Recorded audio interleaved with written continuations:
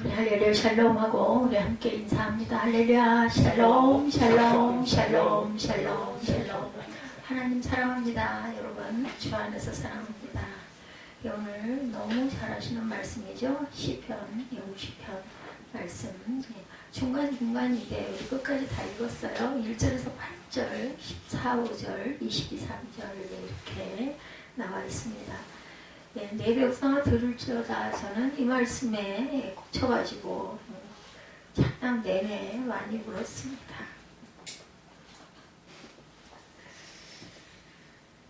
23절이 너무 잘하시는 말씀이죠. 우리 예배 끝날 때 우리 저 찬양, 결단 찬양으로 하시죠.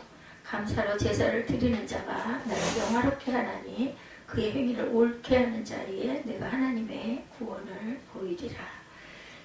이스라엘아 내가 내게 증언하리라. 하나님 곧 내 하나님이로다. 나는 내 하나님이로다. 내가 말하리라.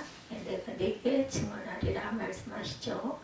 15절에 환난 날에 나를 부르라. 내가 너를 건지리니 내가 나를 영화롭게 하리라. 어쩔 수 없이 우리 피조물은 하나님이 지으셨기 때문에 너를 영화롭게 하리니 그리고 네가 네 자신이 나를 영화롭게 할 거다. 은혜를 받으면 그 은혜에 감사해서 아버지를 영화롭게 하겠죠. 내 입을 악에 내어지고 내 입으로 거짓을 꾸미면 안 된다라는 말씀하죠.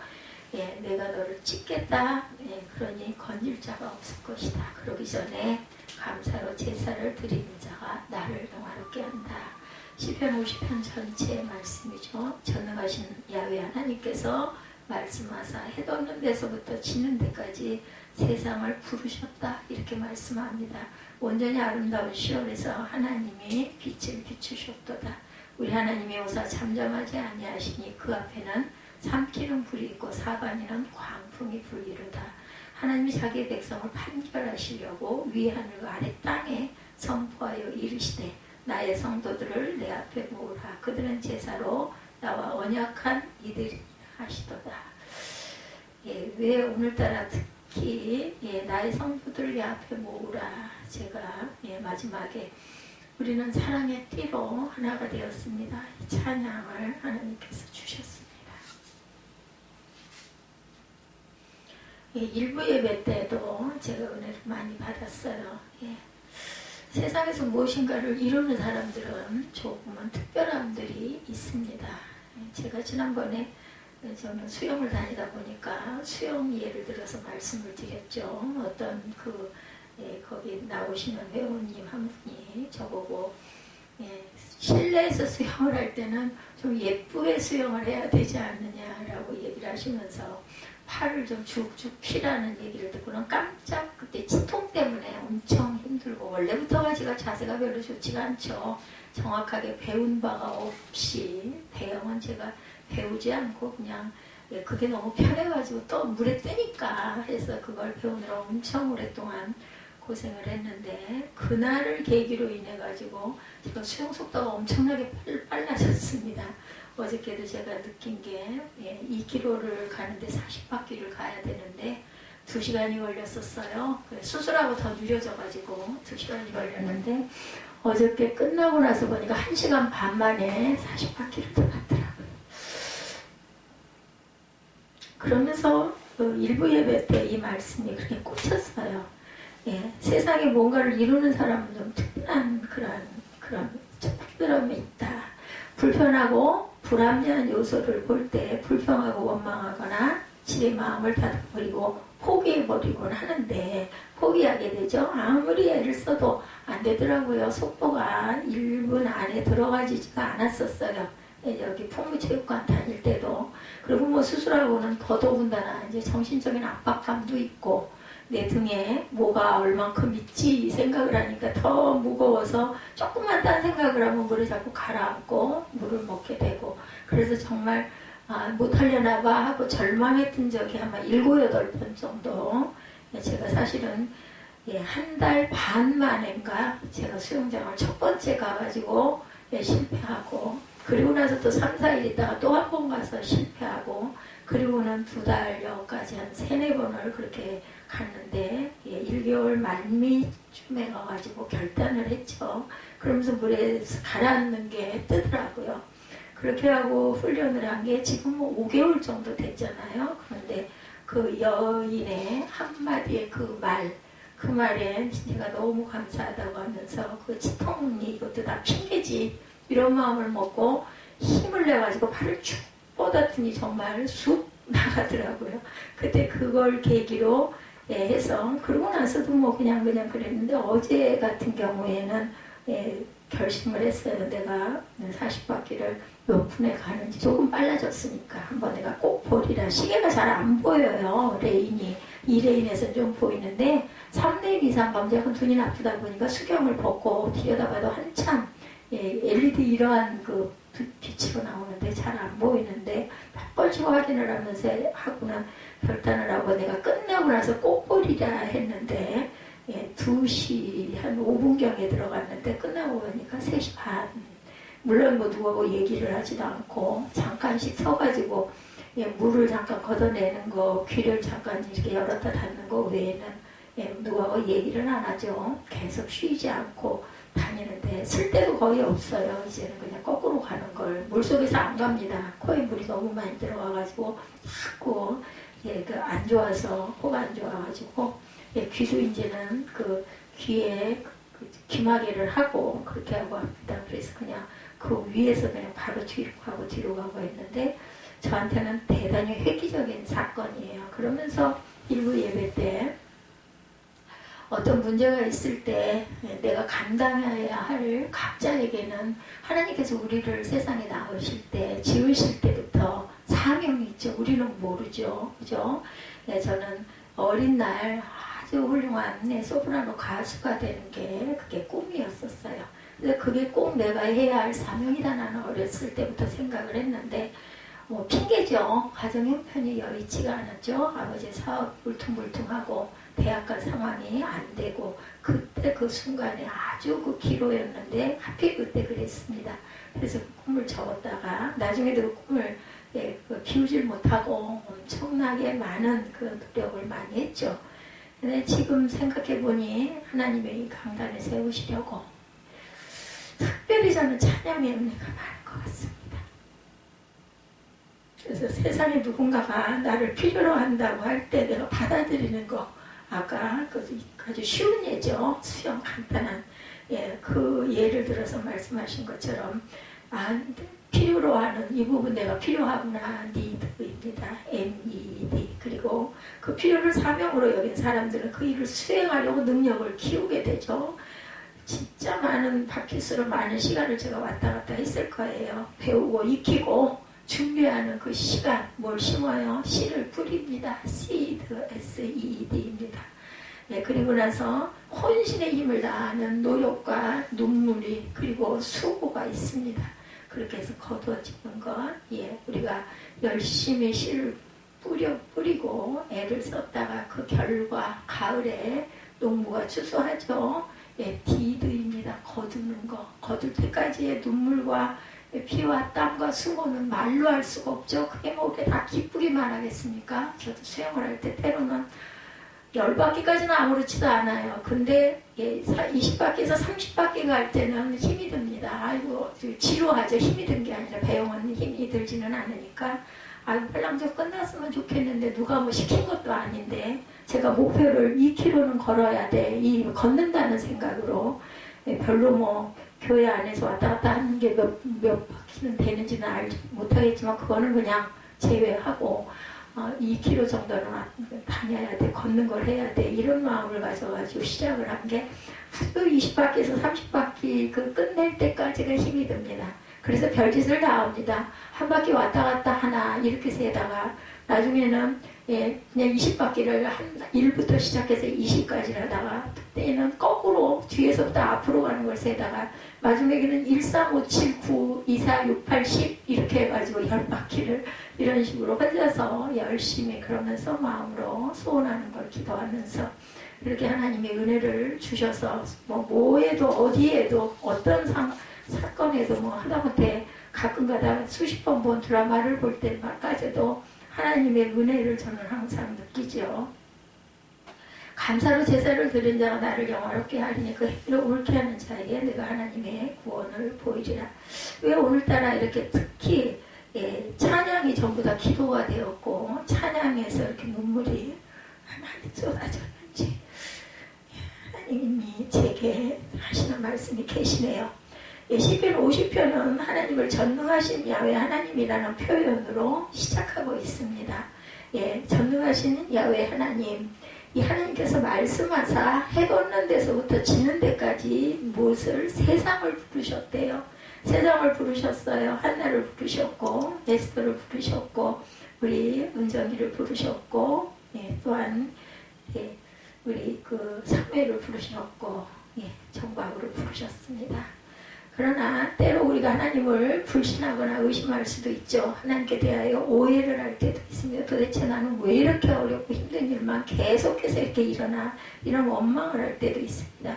이 세상에는 하나님의 존재를 부정하는 무신론자들도 많이 있어요. 그렇죠? 근데 그런 행위는 손바닥으로 눈을 가리고 한낮에 태양을 향하여 태양은 없다고 부정하는 것과 같죠. 저는 참 사무엘이 얼마나 안타까운지 몰라요. 왜 받아들이지 않을까? 하나님께서 어거스틴처럼 크게 쓰시려고 저렇게 초기에 저렇게 반항을 하는 것 같습니다. 18세기 프랑스의 대표적인 작가고 사상가고 계명주의 철학자였던 볼테르는 기독교를 비난하고 하나님을 엄청나게 부정하죠. 나는 불란서의 한 사람이 50년 내에 기독교를 말살시키는 것을 보여주겠다라고 혼장담을 했어요. 그리고 많은 무신론 책자와 하나님을 반박하는 글을 씁니다. 볼테르는 무신론자는 아니지만 인격적인 하나님을 거부하는 이신론자였습니다. 이신론, 다른 그 논을 갖고 있다는 거죠. 자연종교라고 볼 수가 있죠. 자연종교란 계시나 성경 말씀의 가르침을 인정하려고 하지 않습니다. 그들은 모든 사람이 태어났다가 이성을 얻을 수 있는 종교적 지식 체계만을 인정하려고 합니다.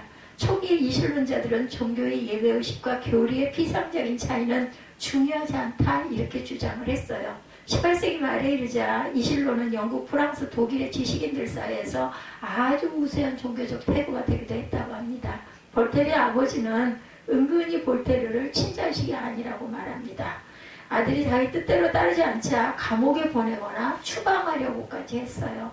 아버지에 대한 깊은 불신은 그를 이슬람만한 존재로 여기게 됩니다. 이것이 볼테르 신앙 형성에 영향을 미쳐서 그는 이신론자가 되었습니다. 그가 죽은 지 20년 만에 그가 살던 집은 제네바 성서공의 소유로 넘어갔고 성서공의 출판사로 삼습니다. 그가 살던 그 집에는 외국어 성경을 대량으로 출판하는 성서공의 파리본부가 되죠. 성경은 언제나 해마다 세계 베스트셀러의 위치를 놓치지 않죠. 오늘날 웬만한 서점에 가보면 성경 없는 곳은 없어요. 그렇죠? 하나님을 부인하고 기독교를 말살하려 했던 볼테르의 책은 눈을 씻고 찾아봐도 없습니다. 그는 죽기 직전에 나는 차라리 나지 아니하였다면 좋았을 거라고 후회하며 죽어갔다 그러죠. 평소에 천국도 지옥도 없다고 소리치던 그가 나는 지옥으로 떨어지고 있다 이렇게 말하면서 비참한 모습으로 죽어갑니다. 7절에 내 백성아 들을지어다 하고 말씀하신 전능하신 야훼 하나님의 말씀이 아삽의 시편인 시편 50편의 내용입니다. 내 백성은 들을지어다. 그래서 제가 아마 이 말씀을 읽으면서 눈물이 쏟아진 것 같습니다. 전능하신 야훼 하나님께서는 무슨 말씀을 하시면서 내 백성아 들을지어다 라고 말씀하고 계실까요? 나는 하나님, 내 하나님이다 이렇게 말씀하시는 거예요. 하나님은 우주 만물을 창조하셨죠. 해와 달과 별을 지으셨습니다. 아까 하늘의 해와 달들아 우리 찬양했죠. 저는 찬양하는 시간이 기도하는 시간입니다. 그 전에 제가 몸이 건강했을 때 그때도 병을 앓고 있었지만 몰랐죠. 자각을 못했어요. 그래서 참 성전바닥에 무릎을 꿇고 남들이 발로 걸어다니는 성전바닥에 유독스럽게 제 옷을 입은 그대로 뭘 깔지도 않고 무릎을 꿇고 참 많은 시간을 하나님 앞에서 많은 시간이라고 하면 죄송스러운 말씀이긴 하지만 정말 다리가 저린지도 모르고 큰 수건을 꼭 제가 무릎 앞에다 펴고 앉으면 수건 하나를 거기다 적실 정도로 그렇게 울었습니다. 지금 그걸 못해요.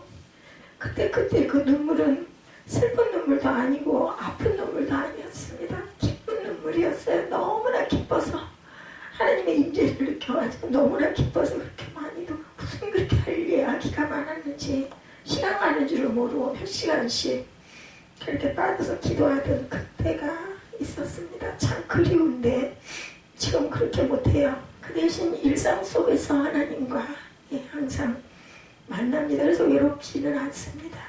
아프고 밤에 잠을 자지 못해도 그게 고통스러울 때가 거의 없습니다. 가끔 지루할 때가 조금 있긴 하지만 또 그래도 하나님이 내 옆에 계시는 걸 느끼죠. 이렇게 하나님이 귀한 은혜를 주셨어요. 지구의 모든 것들도 하나님의 창조물입니다. 글쎄요, 제 딸아이가 수술 들어간다고 그래서 그럴까요? 미안한 얘기지만 우리 에스터 수술하러 갔을 때는 그런 마음이 안 들었는데 마음이 너무 안타깝고 제가 너무 기도가 부족하고 믿음이 부족하고 그 딸을 너무 많이 고생시켜서 이런 일이 일어난 것 같다는 마음이 듭니다.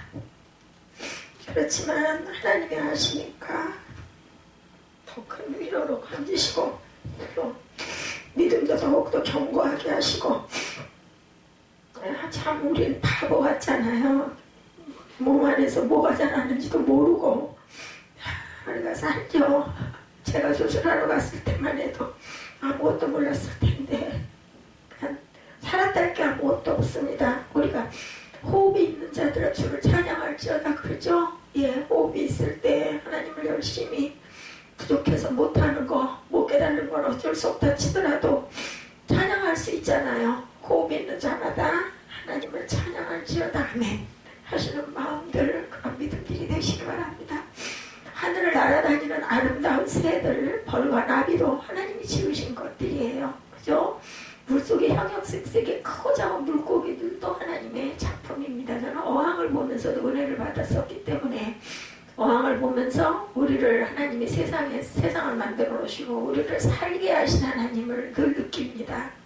하나님이 내가 저 물고기들이 이렇게 노는 걸 보면서 이뻐서 꼬리치고 노는 걸 보면서 이뻐하고 거기에 수초나 먹이를 넣어주고 뜨거울까 찰까 염려를 하고 공기가 이렇게 일어나는 그게 고장이 나면 막 안타까워하는 것처럼 하나님이 우리를 세상에 지어 놓으시고 바라보시고 기뻐하시겠구나. 그런데 여러분들 물고기가 잘 노는 걸 보면 이뻐요. 시들시들하니 비틀비틀하니 고죽게 생긴 물고기가 보면 기뻐요. 꼬리치고 잘 노는 걸 보면 기뻐요. 여러분들 기쁘게 감사하시면서 주어진 상황에 또 순종하시면서 뭐 내게 병이 왔어 수술을 해야 돼 뭐 또 그러면은 하나님 의사를 주셨으니까 의사의 손길에 순종하시면서 열심히 지키시면서 건강하게 이루고 돌아오실 걸 믿습니다. 그런 마음을 가지고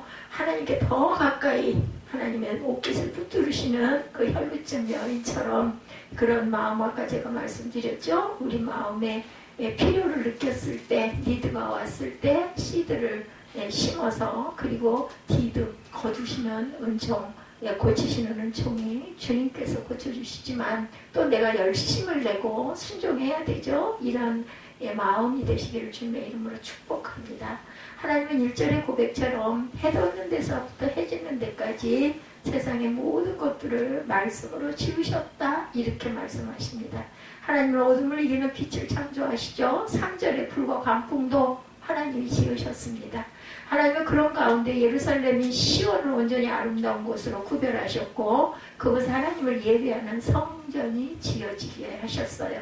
하늘과 땅에 가득한 야훼 하나님의 임재는 자기 백성을 공의로 판결하십니다. 그 가운데 하나님은 하나님의 언약 백성들인 성도들의 삶을 바라보고 계세요. 저와 여러분의 삶을 보고 계십니다. 우리의 생활도 보고 계시죠. 5절에 나의 성도들을 내 앞에 모아라 이렇게 말씀하십니다. 그 말씀의 뜻은 하나님은 하나님께서 보시는 그 앞에서 주의 자비와 은총을 누리는 백성들을 성도라고 부르셨어요.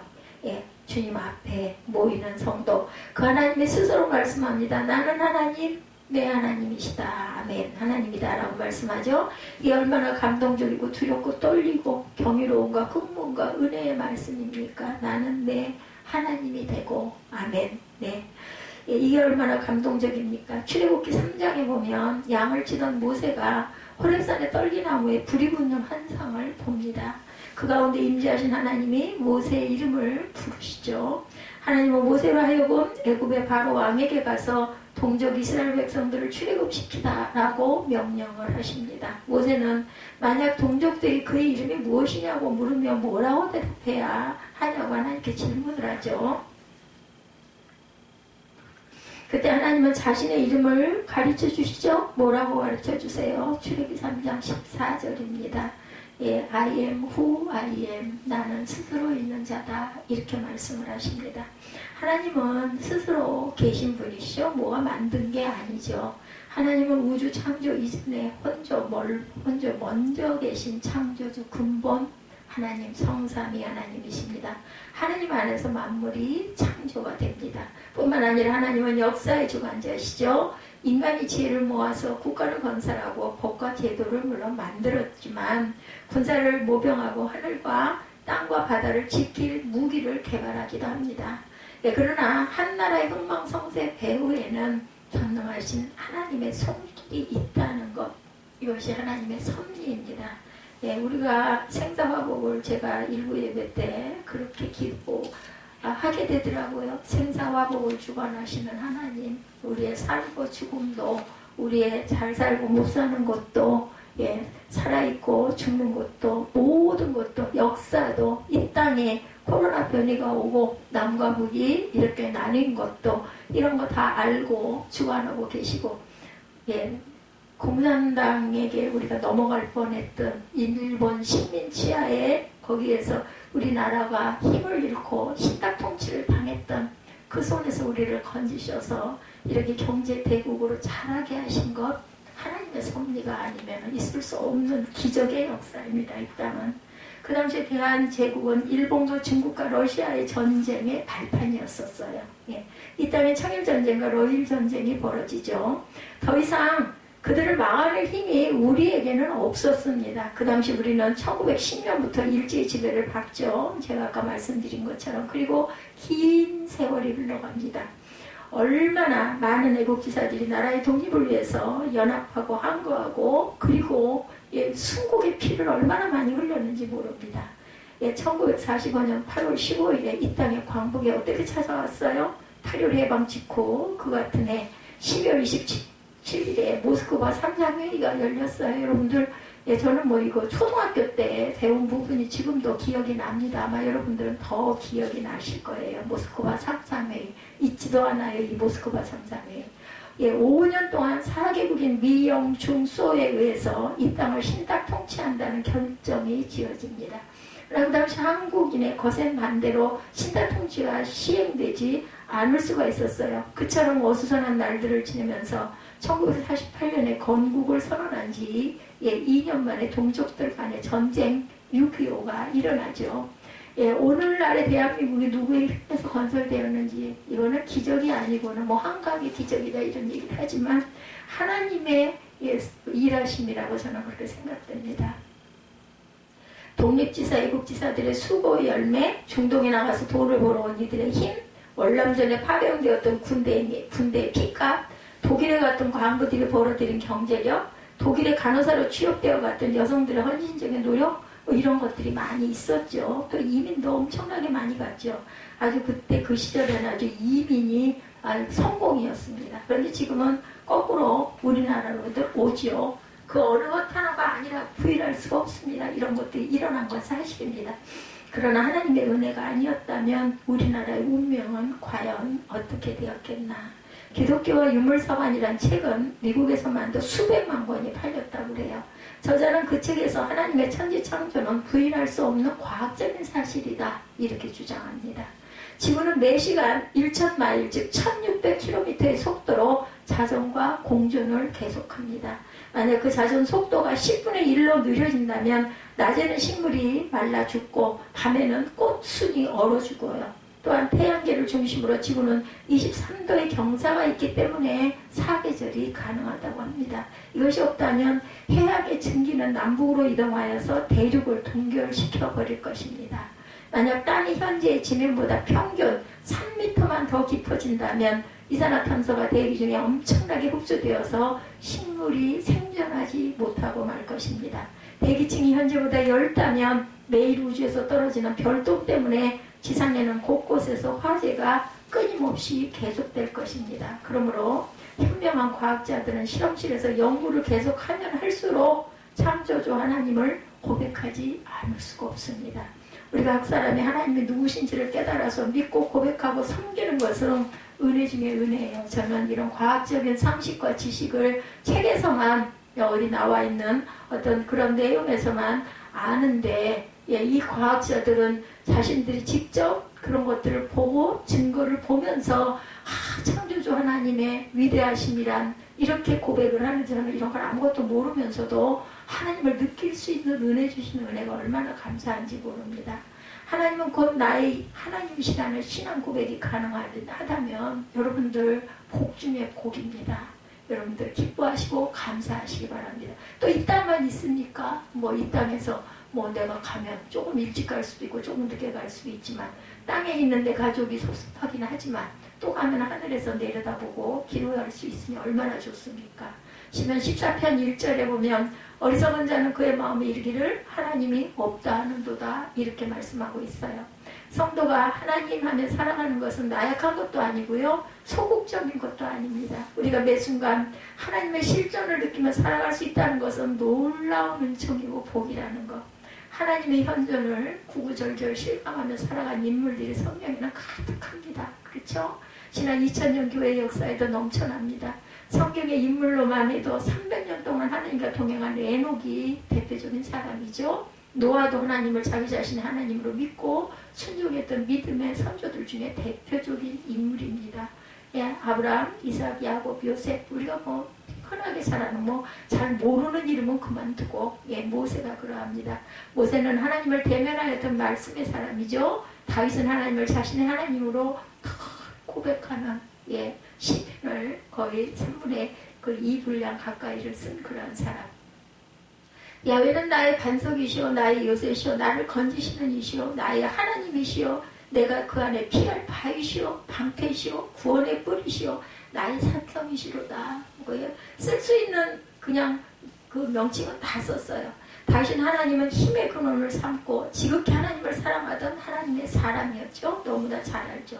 139편 14절에 보면 다윗은 내가 주께 감사하오면 나를 지으시니 심히 기묘막심이라, 이렇게 말합니다. 예전 성경에 보면 심묘막심, 저는 이 심묘막심으로 많이 읽었어요. 그런데 지금은 기묘하심이라 이렇게 말씀하고 있습니다.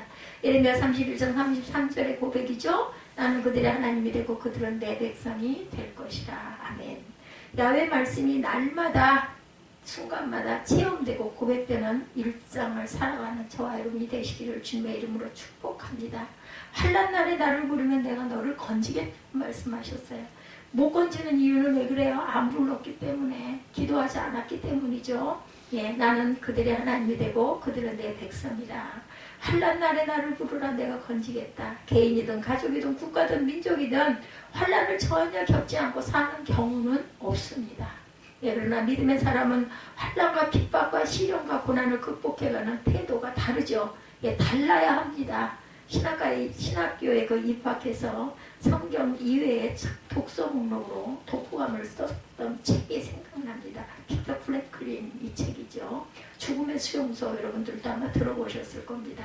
저자는 신경학자고 심리학자인 빅터 프랭클린은 나치의 핍박에서 생존한 유태인 중 한 명이었죠. 그는 이곳저곳 수용소로 옮겨다니며 아우슈비츠에 가지 않기만을 바라며 하루하루를 생존해 갑니다.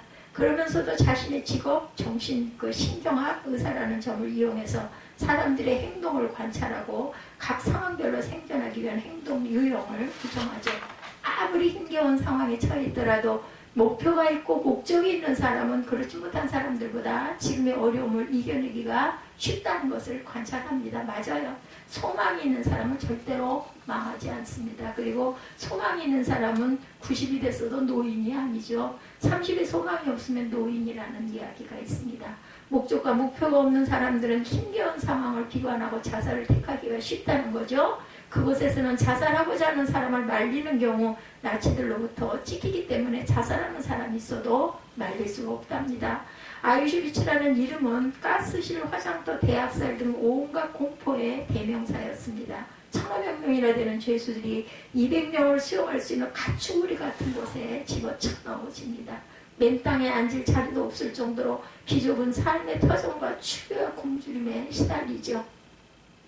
그들에게 겨우 140g 정도의 빵 한 조각이 나흘 동안의 유일한 식량, 하루의 식량이 아니라 나흘 동안. 그럼에도 불구하고 죄수들은 심한 추위 속에서 또한 중노동을 합니다. 죄수들은 이름을 부착하지 못하죠. 번호로만 자신의 인격이 말해지고 조금만 약하게 보이면 가스실로 들어가 연기로 사라져 있는 상황에 어떤 죄수들은 강하게 보이려고 유리 조각으로 수염을 깎기도 했다고 그래요. 사실 실제 있었던 일입니다.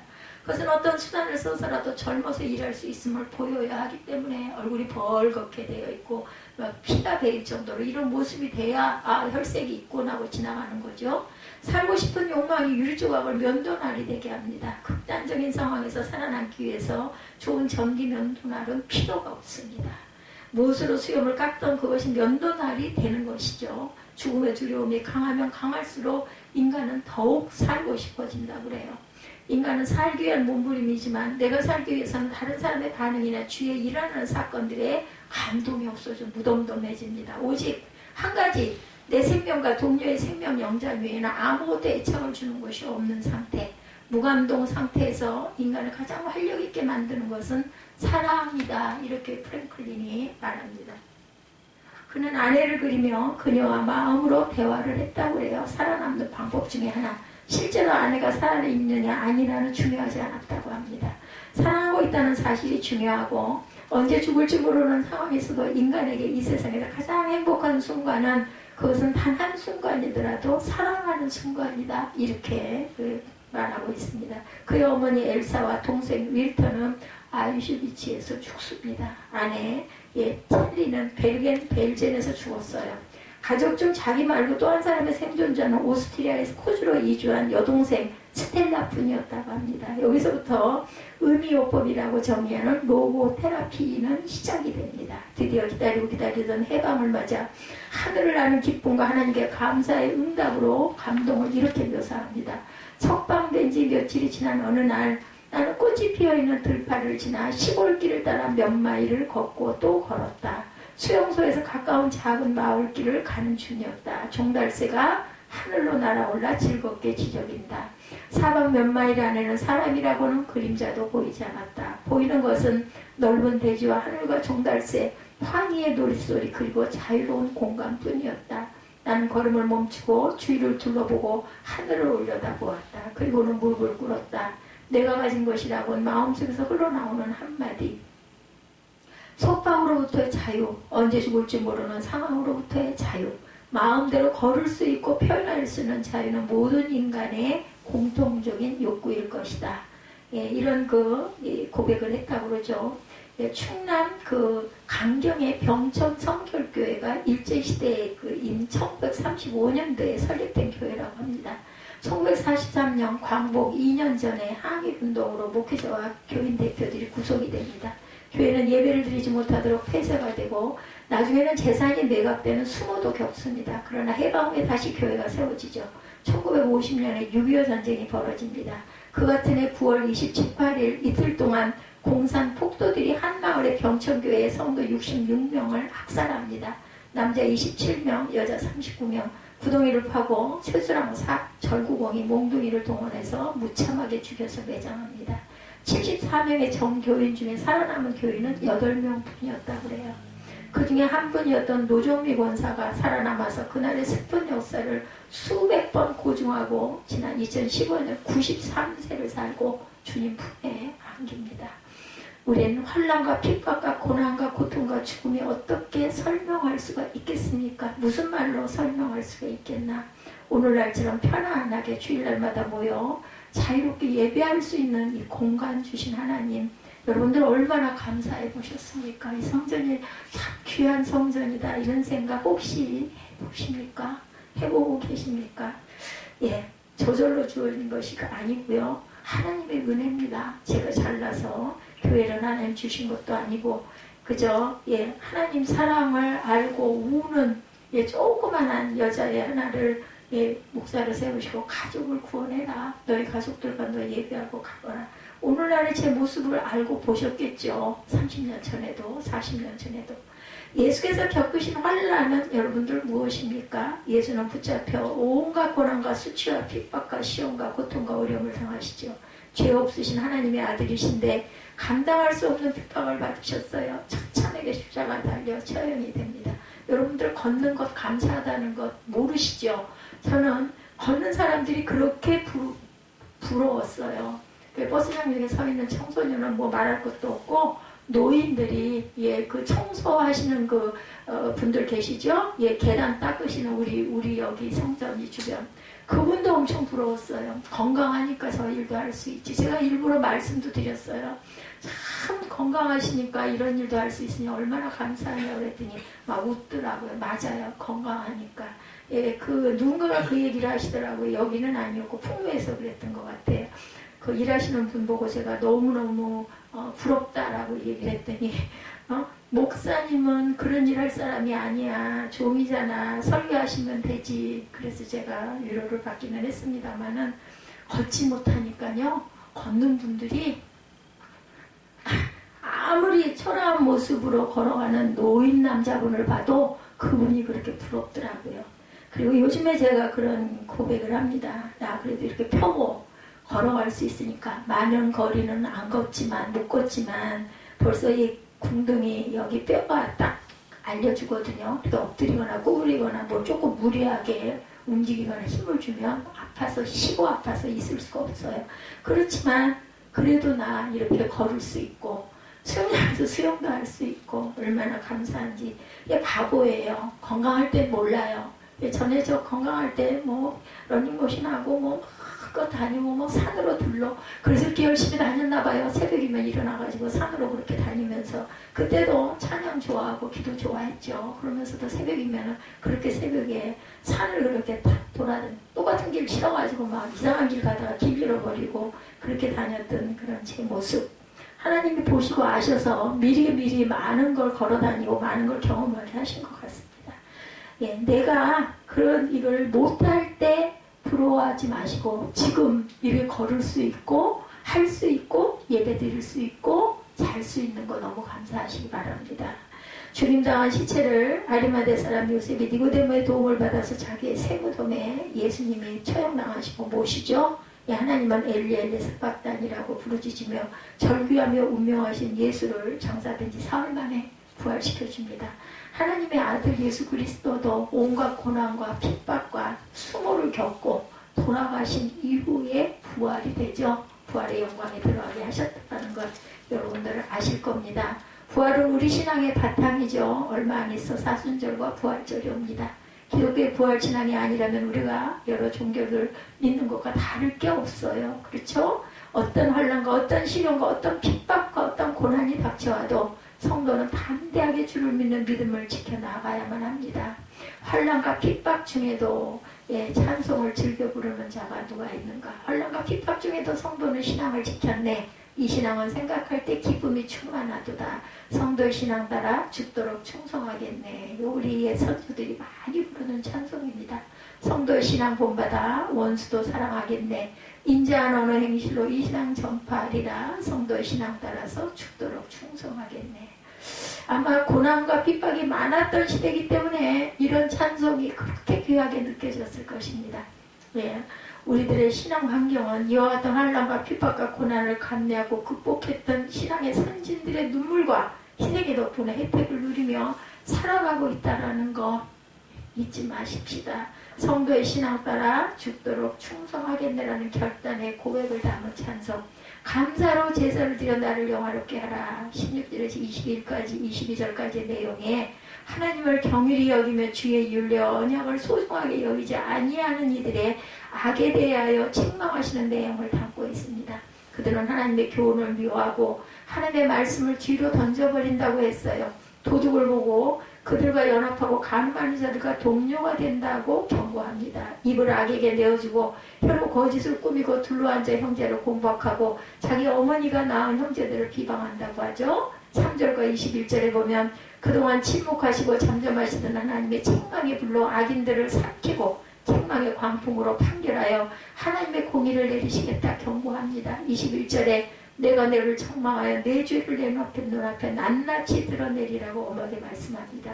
그러므로 하나님은 악인의 악이 가득한 세상을 살아가는 성도들을 하나님 앞으로 모으라고 명령하고 계셔요. 5절에 나의 성도들을 내 앞에 모으라. 그들은 제사로 나와 언약한 이들입니다. 예, 하나님을 제사하라고, 하나님을 찬양하라고, 하나님을 예배하라고 저와 여러분들을 지으셨고 땅에서 이렇게 편안하게 누리고 살도록 해주신 것. 성도는 제사로 감사제로 하나님과 언약하고 그 언약을 지켜가기 위해서 주의 도우심을 구하는 자녀들입니다. 그래서 14절에 감사로 하나님께 제사를 드리며 지존하신 이에게 내 소원을 갚아라 말씀합니다. 23절에서 하나님께 제사로 감사하는 자들에게 주시는 응답에 대하여 반복해서 약속하시죠. 감사로 제사를 드리는 자가 나를 영화롭게 하나니 그의 행위를 옳게 하는 자에게 내가 하나님의 구원을 보이리라. 아멘. 예, 놀랍고 감사한 말씀입니다. 성도가 드리는 감사의 제사는 하나님을 영화롭게 하는 것이고 하나님이 친히 내가 너에게 구원을 보여주시겠다라고 말씀하시죠. 오늘 마태복음 9장에서 보니까 두 사람의 맹인이 나를 보게 해주옵소서 했을 때 예수님이 물어보시더라고요.